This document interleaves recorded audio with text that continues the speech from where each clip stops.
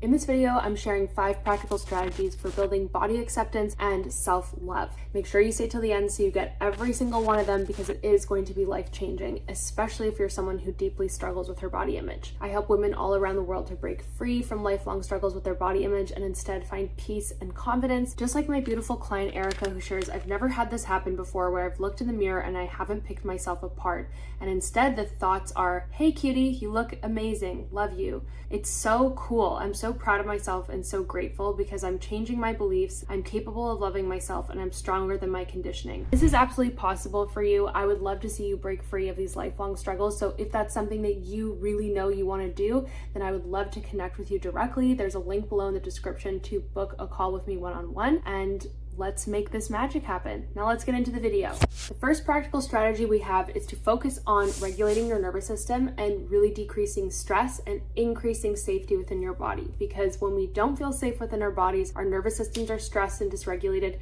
It increases the negative thoughts and negative feelings in our body image. And so if you actually spend some dedicated time to bring more healing and safety to your nervous system, you are going to notice that it directly correlates to you feeling more love, acceptance, confidence for yourself and your body. We actually can't even feel things like acceptance or self-love when our nervous system is stuck in a dysregulated state, like getting switched on in the sympathetic state and finding itself stuck there, or in what we call the dorsal vagal shutdown branch of the nervous system. We actually do need to be in the ventral vagal branch of our nervous system to access and feel feelings like confidence, self-love, and peace. So therefore, we gotta do some tools to actually support ourselves to get into that state. Some of my favorites that are really easy are to do things like havening. So this is where you cross your hands at your shoulders, you let your arms come down to your elbows, you lift them back up, and you repeat the same action. So we can do this for 1 to 5 minutes, and this is instantly going to help you to feel more safe and to build more safety within your nervous system. Depending on how long your nervous system has been stuck in this dysregulated state,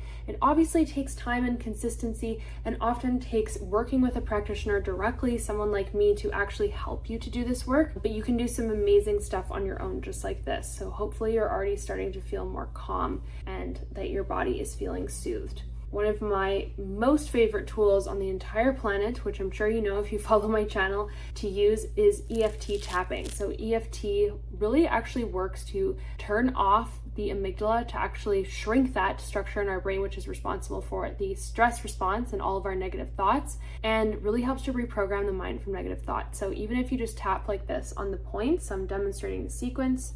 You tap like this on the points anytime that you feel those negative thoughts coming up about your body or critical thoughts about your life.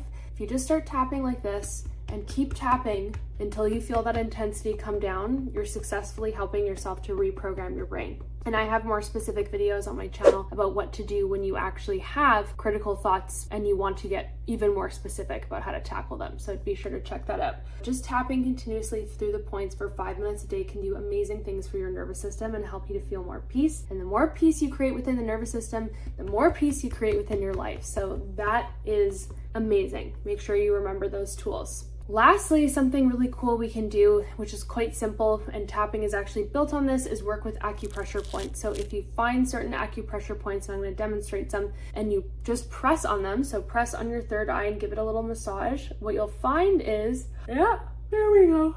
We instantly have some yawning. So the third eye is a really amazing point. There's also a point between your 4th and 5th knuckle. If you press like a sandwich on either side and give it a massage, this one also really works on both hands. So acupressure, you can massage for around 30 seconds, and you saw how quickly it happened for me. Very effective. There we go. So notice how you feel even after just doing that. Second strategy, you gotta retrain your brain, because we have a negativity bias as human beings. We're all conditioned to think negatively about the way our bodies look, about ourselves. It's not just limited to our appearance, although those negative thoughts tend to be loudest about our appearance, but you're gonna notice it everywhere. Don't make enough money, don't have enough of this, your house is too small, need more of that. Like, it's constant. It's a negativity bias that we've had and evolved to have. What we have to do is we actually have to work on retraining the brain and teaching our brain what to focus on instead. One of the most powerful things you can do is to actually recognize, hey, a part of me has been conditioned to think negatively about my body and the way that I look, and it's not my fault. So removing that sense of identity from that is really important for you breaking free. I really like to encourage people to go get a little object to represent that part of them, that little critical part. People get super creative and find little figurines like the Wizard of Oz or Mine's a Little Troll, and to really personify that little critical part of you and actually lovingly develop a relationship with that part of you, because we can't heal anything through more energy of fighting or disdain. We can only heal things through the energy of compassion and love. Ultimately, if you learn to have a compassionate relationship with that critical part of you, you actually gain power and you actually gain freedom from those negative thoughts. Start off by just first acknowledging I was conditioned to believe these thoughts, and more specifically, a part of me was conditioned to believe these negative thoughts through society, and I'm learning how to develop a compassionate relationship with this part of me. And anytime you hear a critical thought about yourself, your body, or a different part of your life, right after, I want you to actually go and snap your fingers to help your brain remember this. Oh, there's that part of me again. Oh, there's that critical part of me again. Oh, there it goes. Because what you're going to instantly do is you're going to break that pattern, you're going to start to break down those neural pathways, and you're going to remind yourself, it's just a part of me, it's not all of me.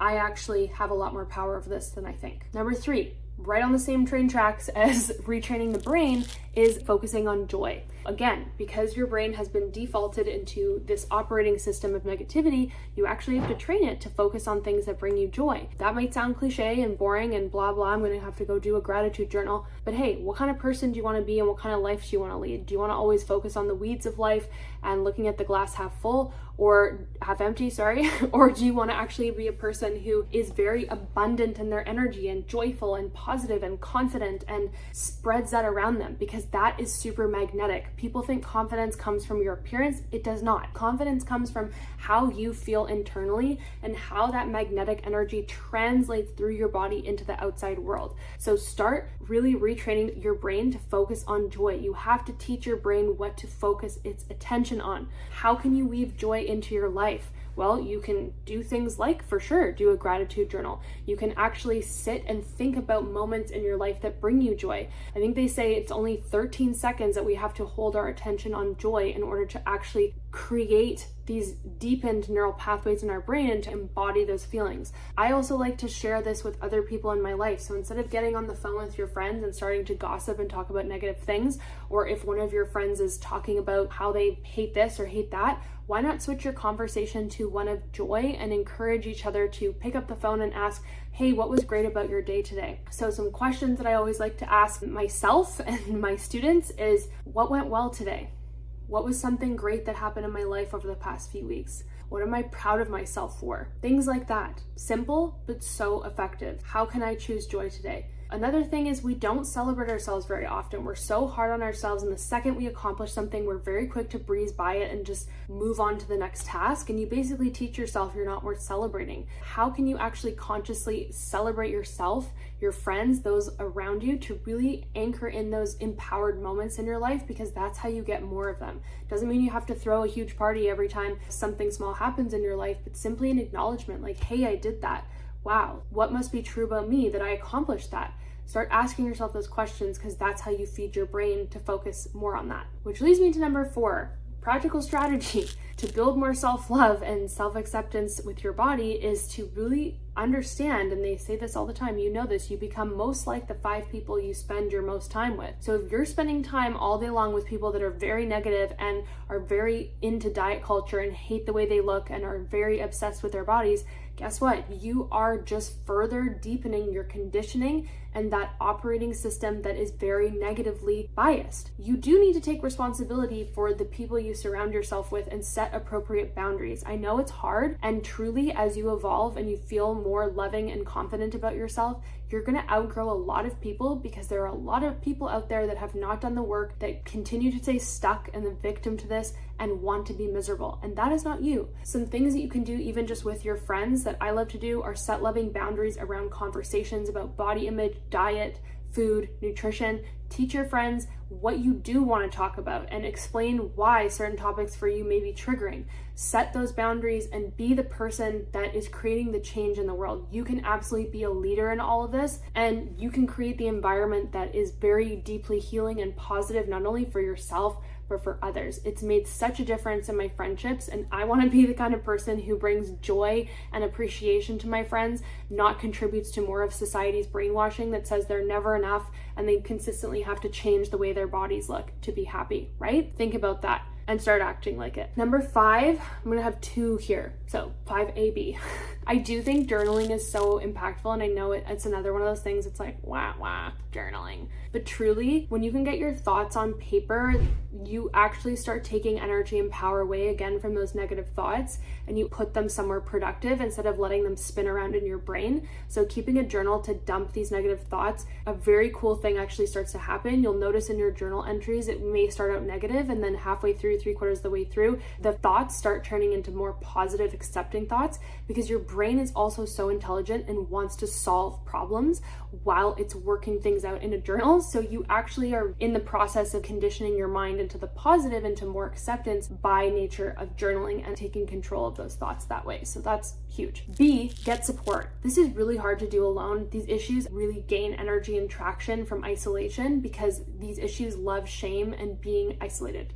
And so instead of pouring gasoline on the fire and telling yourself like, I've got to solve all this on my own and what's wrong with me that I still have these issues, just reach out for support and commit to doing the work to breaking free. Some of this is so deep rooted that it has nothing to do with the logical mind, and it is deeply conditioned negativity that we just have been conditioned to believe over and over again. So that takes very specific techniques and expertise to break free. It doesn't mean that it's super hard. It just needs a specific plan and tools and an expert to guide you through. So knowing that, trust that it will be the best investment that you ever give yourself. It was for me, and this is what I do worldwide with women everywhere. If this sounds like something that you seriously want to overcome, I would love to support you. There's a link below to connect with me directly and understand what that would look like and how I can help you. And if it's not me, then reach out to someone that you deeply want to work with, because I just want to see you heal and succeed and thrive. Thanks for tuning in. See you again in the next video.